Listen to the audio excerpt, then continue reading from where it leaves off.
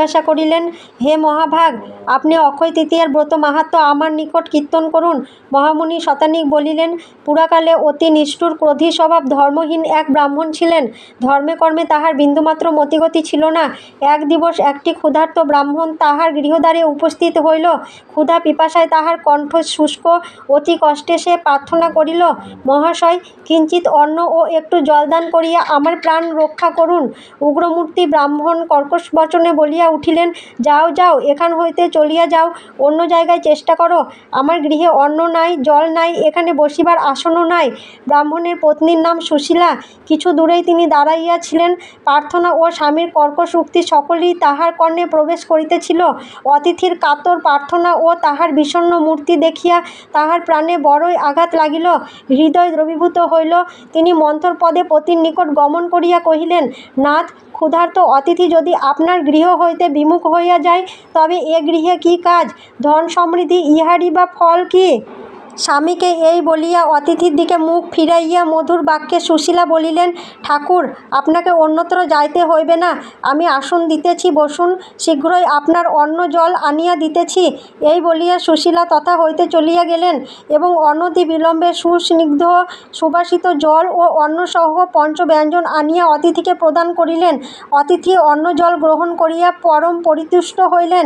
ধর্মরাজ যুধিষ্ঠির জিজ্ঞাসা করিলেন, হে মহাভাগ, যে তিথিতে দান করিলে দান অক্ষয় হয়, সেই তিথির বিষয়বস্তু বিস্তৃত রূপে শ্রবণ করিতে ইচ্ছা করি। মহামুনি শতানিক কহিলেন, বৈশাখ মাসের শুক্লপক্ষের তৃতীয়াকেই অক্ষয় তৃতীয়া কহে। সেই দিন যে কোনো কাজ করা যাওক, তাহাই অক্ষয় ও অনন্ত ফলপ্রদ হয়।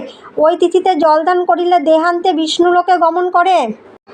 এদিকে সেই উগ্র প্রকৃতি ব্রাহ্মণের অন্তিমকাল উপস্থিত হইল। যমদূতেরা আসিয়া শিয়রে বসিল।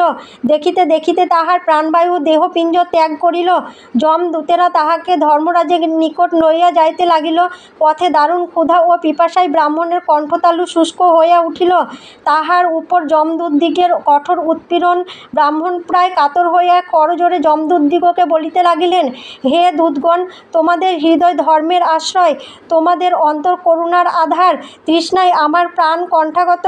কিঞ্চিৎ জলপান করিয়া আমার জীবন রক্ষা করো। যমদূতেরা কর্কশ্বরে বলিয়া উঠিল, হে দুরাচার, তুমি অতিথিকে অন্ন জল দাও নাই, বাড়িতে আসন পর্যন্ত দাও নাই, কোন মুখে আমাদের নিকট জল চাহিতেছ? সেই সব কথা স্মরণ করিয়া কি তোমার লজ্জাবোধ হইতেছে না? বলিতে বলিতে দূতেরা ব্রাহ্মণকে ধর্মরাজের সম্মুখে হাজির করিল। ধর্মরাজ একবার মাত্র ব্রাহ্মণের দিকে দৃষ্টিপাত করিয়া মুখ ফিরাইয়া দূতগণকে কহিলেন, ইহাকে লইয়া আসিয়াছ কেন? শীঘ্র ছাড়িয়া দাও। ইহার ন্যায় পুণ্যবান লোক অতি কম দেখিতে পাওয়া যায়। বৈশাখ মাসের শুক্লপক্ষের তৃতীয়া তিথিতে এই ব্যক্তির পত্নী ক্ষুধা তৃষ্ণায় কাতর। অতিথি ব্রাহ্মণকে অন্ন জল দান করিয়াছে। দূতগণকে এই কথা বলিয়া ব্রাহ্মণের দিকে দৃষ্টিপাত করিয়া ধর্মরাজ কহিলেন, ওহে বিপ্রবর, তুমি গৃহে ফিরিয়া যাও। তোমার পত্নী বৈশাখ মাসের শুক্লপক্ষের অক্ষয় তৃতীয়া তিথিতে এক ক্ষুধার্ত ও তৃষ্ণার্ত অতিথি ব্রাহ্মণকে অন্ন ও জল দান করিয়াছিলেন।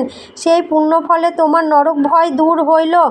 ওই তিথিতে অন্ন জল দান করিলে ও গঙ্গায় অবগাহন স্নান করিলে এবং হোম ও যথা নিয়মে লক্ষ্মীনারায়ণের পূজা করিলে অক্ষয় ফল লাভ হইয়া থাকে।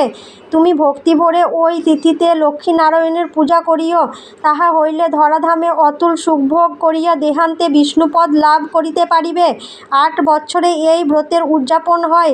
যে ব্যক্তি এই ব্রত করে, অন্তিমে তাহার স্বর্গবাস অনিবার্য হয়। ধর্মরাজের এই কথা শুনিয়া ব্রাহ্মণ কহিলেন, প্রেতরাজ, কিরূপ বিধানে ব্রত করিতে হয়, দয়া করিয়া আমাকে উপদেশ প্রদান করুন।